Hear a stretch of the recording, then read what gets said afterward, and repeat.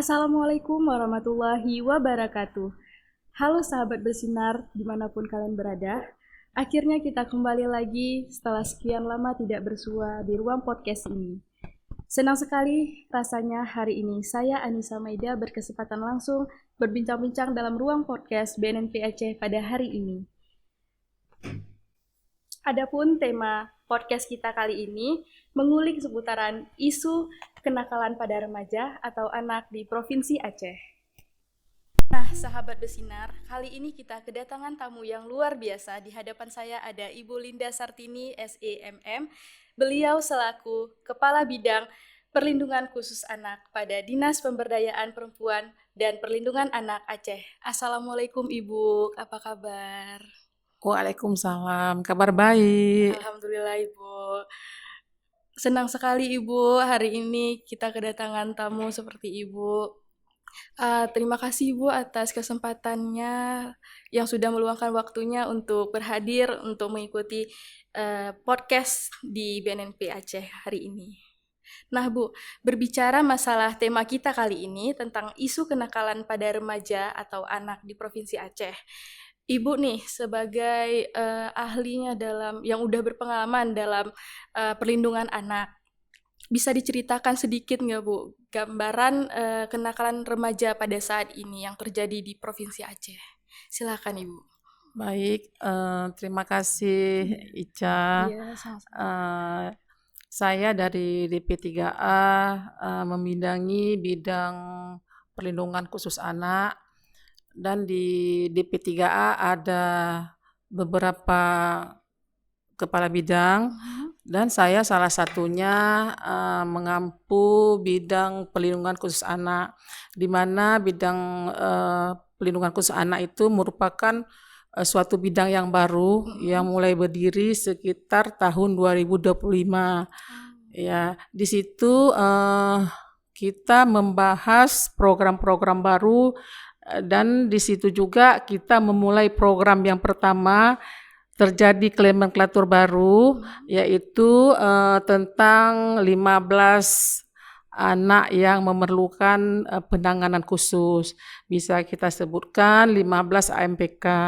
Nah, di situ dasar hukumnya juga mengampu kepada Undang-Undang nomor UU nomor 35 tahun 2014 dan turunan UU 23 tahun 2002, di mana di situ perlindungan hak-hak anak dan kewajiban negara melindungi kekerasan dan eksploitasi. Sedangkan di program yang termasuk yang penanganan khusus itu di 15 AMPK itu juga ada PP-nya nomor 78 tahun 2021.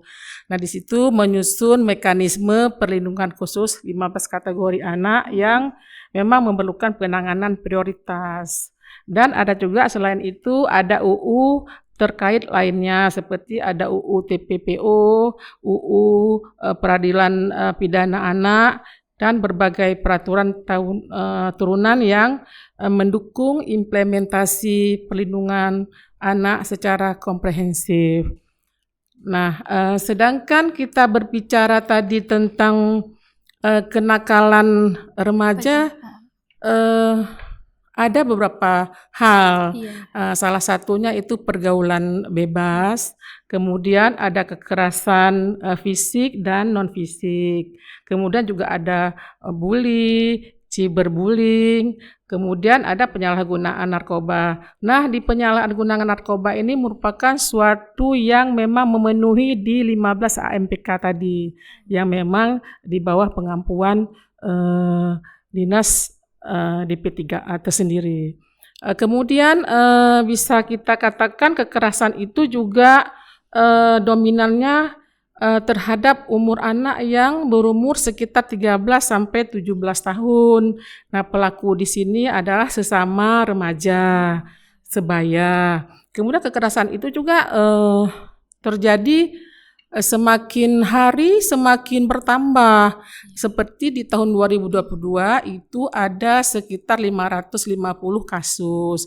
Kemudian pada tahun 2023 meningkat sebanyak 7%, yaitu sebanyak 589 kasus.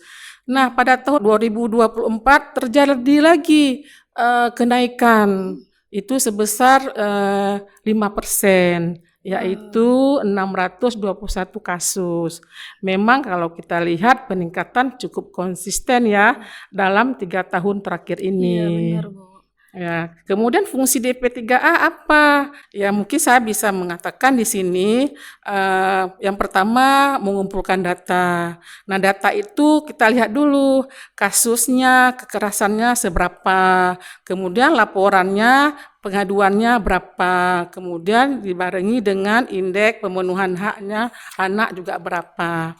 Dan di sana di DP3A kita juga mempunyai layanan kasus seperti kalau di DP3A itu diampu oleh UPTD DP3A. Nah, di sana pun kita juga melihat berapa banyak laporan yang tertampung. Nah, kemudian kita di sana juga melakukan pendampingan. Pendampingan itu ada ke hukum, ada ke psikolog, ada merujuk kemana. Kalau memang ternyata kekerasan itu lebih merujuk, kita lihat, kita identifikasi. Kalau memang itu membutuhkan hukum, kita jalurkan ke hukum. Psikolog, kita lakukan ke psikolog. Atau ke medis, juga kita lakukan ke medis, seperti itu. Kemudian kita rehab korbannya, sampai kita tahu seberapa jauh sudah kasus yang telah selesai. Kemudian juga di DP3A melakukan pencegahan. Nah, pencegahan itu juga mengampu di bidang saya di perlindungan khusus anak gitu. Kita melakukan hal-hal seperti memberikan edukasi kepada sekolah-sekolah dan juga untuk keluarga. Kemudian melakukan kampanye anti kekerasan, pernikahan dini juga. Nah, kemudian penguatan parenting. Seperti baru-baru ini kan marak sekali dengan bencana yang memang luar biasa dahsyatnya, yang bisa menghilangkan semua harta benda masyarakat. Banyak rumah-rumah yang memang sudah dibawa air, apalagi harta benda. Dan di situ banyak anak-anak yang memang menyedihkan sekali. Nah, mungkin di situ kita terkadang orang tua mengatakan karena terjadi harta benda habis, kan mereka depresi tuh, sehingga mereka mengambil langkah kalau anak-anak yang sudah dewasa sedikit, mereka menikahkan terus. Ya, mereka menganggap bahwa untuk menikahkan dari usia dini merupakan solusi. Sebenarnya bukan solusi. Iya, benar. Iya, malah di situ terjadi nanti apabila kita menikah, kita tidak paham bagaimana pengasuhan, juga menjadi sesuatu hal yang tidak baik. Kemudian terjadi KDRT, karena permasalahan ekonomi juga ya, Bu ya. Benar, iya. Memang kompleks sekali kan. Itu kalau untuk pernikahan dini juga saya rasa bukan tepat ya, tidak tepat untuk itu. Ya, kemudian kolaborasi DP3A itu melakukan kolaborasi. Kan tidak mungkin itu perlindungan khusus kekerasan itu hanya satu dinas, satu lembaga, tapi itu untuk melindungi anak-anak itu merupakan kewajiban semuanya, kewajiban negara, keluarga, lembaga masyarakat, dinas terkait juga seperti itu. Jadi memang kolaborasi itu penting. Memang untuk anak yang memang harus kita lindungi seperti itu. Nah, di sini intinya keluarga memang menjadi faktor kunci. Iya, peran penting Bu ya dalam mendidik anak gitu. Iya, bagaimanapun orang tua yang memang guru yang utama. Iya, benar sekali. Nah, ngomong-ngomong masalah yang Ibu sudah ceritakan tadi nih, pastinya kan dari yang Ibu sebutkan ada faktor bullying karena kayak kenakalan remaja itu. Jadi dalam bullying tersebut ataupun dalam kekerasan, pergaulan bebas ya Bu pastinya, pastinya itu kan menjadi penyebab nih dari kenakalan remaja tersebut, khususnya dalam narkoba. Menurut Ibu sendiri nih, hal apa yang lebih menekankan remaja ini untuk terjerat dalam kasus narkoba? Ya, kadangkala remaja ini kan belum mempunyai pengetahuan yang banyak tentang narkoba. Dan mereka pun rata-rata di umur 13 sampai dengan 17 tahun. Itu mereka memang lagi panas-panasnya kan. Iya, benar Mereka tidak tahu apa resiko dari narkoba. Kebanyakan di situ mungkin mereka juga tidak ada pengawasan dari orang tua, ingin rasa mencobanya lebih tinggi kan seperti itu. benar sih, Jadi Bu. dengan tidak mengerti apa sebenarnya itu penyalahgunaan narkoba, sehingga mereka terjerumus gitu. Mereka bukan hanya sebagai pelaku ya kan, tapi Iya. juga korban. Korban. Ya, itu Akibat pergaulan bebas tersebut, benar ya. ya. Itu kewajiban kita juga untuk bisa menolong secara komplit ya. Ya. Baik, Ibu. Apa hambatan atau tantangan nih dalam proses kenakalan remaja tersebut dalam menghadapi remaja yang sudah terjerat dalam kasus narkoba? Ya, sebenarnya anak-anak itu belum memiliki pengetahuan yang luas dan pembentukan otaknya itu pun belum komplit. Nah, itu tantangan itu diperoleh dari diri anak itu sendiri. Misalnya mereka tidak mengetahui permasalahannya sehingga mereka menolak nasihat dari orang tua itu sering terjadi, siapapun. Bu, ya. Iya, Karena benar. ada kasus di mana remaja SMA tuh pasti kan lagi panas-panasnya nih dalam pergaulan teman-temannya. Menurut Ibu sendiri nih, kalau zaman dulu tuh kan kita melakukan didikan orang tua tuh VOC namanya. Itu didikan kayak militer gitu, Bu.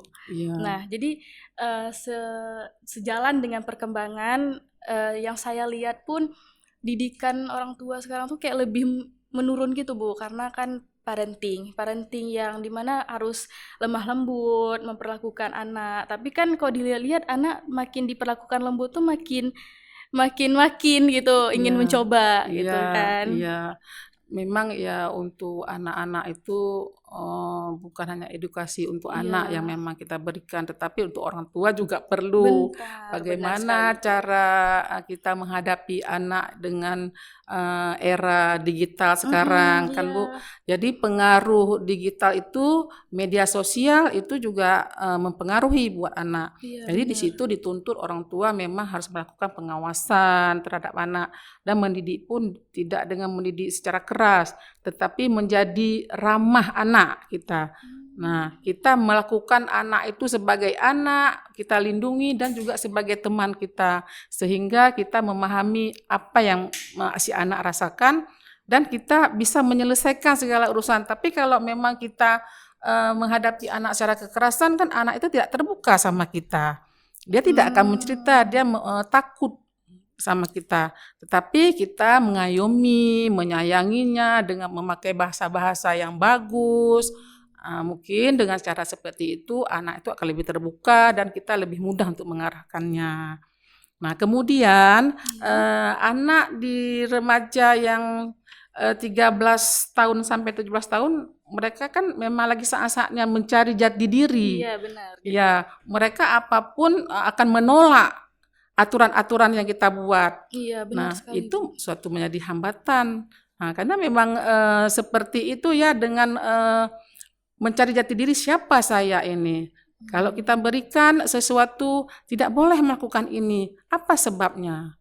Nah, kita tidak boleh menyalahkan dia, tetapi kita mencari solusi, menjelaskan detail.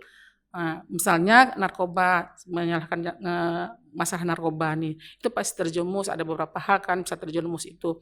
Kita bisa mengatakan, tidak kita menyalahkan, kamu itu penyalahgunaan narkoba, tapi kita tidak boleh memberikan statement itu kepada anak, tetapi kita boleh mengatakan itu narkoba itu begini, risikonya begini. Kita jelaskan benar. Dampak yang akan terjadi nantinya. Iya, benar itu.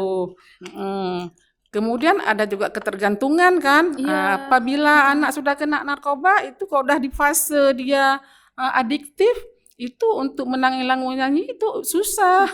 Nggak mau langsung kita selesaikan, itu memerlukan pendekatan-pendekatan, mungkin ada psikolog yang memang mendampingi anak itu. Iya, benar.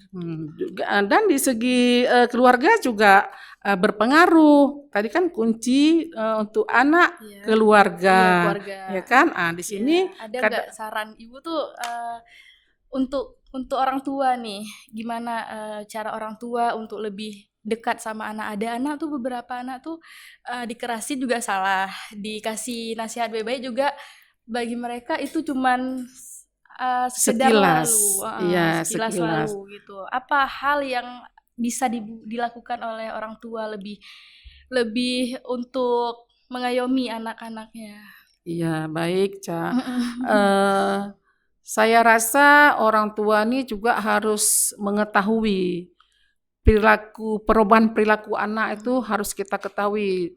Memang kalau di zaman sekarang banyak orang tua dengan berbagai macam kesibukan. Iya, benar. Si ayah misalnya bekerja di satu tempat yang memang menyita waktu lebih, dan si ibu juga bekerja dengan waktu yang lebih, sehingga si anak tidak ada terkontrol, tidak ada yang menyayangi. Mereka merasa hidup begitu aja tanpa ada orang tua. Sementara kan orang tua mencari nafkah juga untuk mereka. Iya, Nah, benar. mungkin di situ kita seorang ibu, seorang ayah mungkin harus mengetahui fase-fase dengan perilaku anak yang semakin lama semakin meningkat akan melakukan hal-hal yang lebih lagi, Jadi kita itu harus memahami. Kemudian juga ada stigma. Kalau misalnya anak sudah terjadi nih, sudah kecanduan nih, misalnya ada di orang tua punya stigma yang memang rasa malu, sehingga mereka menutupi. Sebenarnya apabila seperti itu tidak perlu menutupi, kita tinggal memanggil anak, anak, kita harus berusaha untuk mencari tahu informasi si anak yang sukanya apa, tidak sukanya apa. Mungkin dengan kita terbuka seperti itu, si anak akan memberitahu. Nah, seperti saya rasa seperti ini ya, kita sudah sibuk. Orang tua yang perempuan sibuk, yang laki-laki sibuk, si anak pulang sekolah nggak tahu ngapa-ngapain, nggak ada tempat berbicara, tidak ada tempat untuk curhat.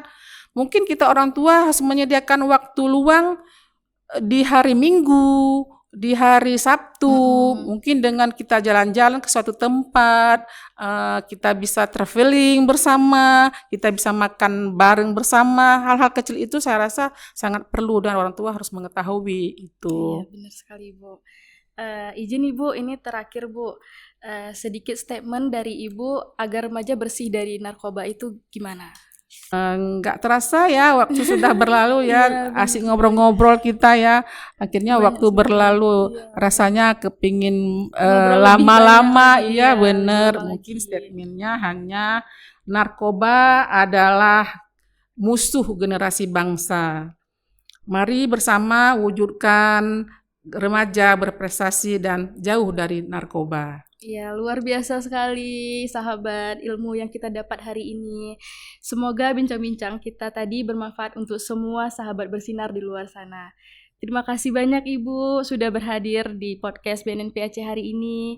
Semoga kita dapat bertemu di lain waktu. Akhir kata saya Anissa Maida, selaku host podcast pada hari ini, pamit undur diri. Wassalamualaikum warahmatullahi wabarakatuh. War on Drug for Humanity. Huha! Wah.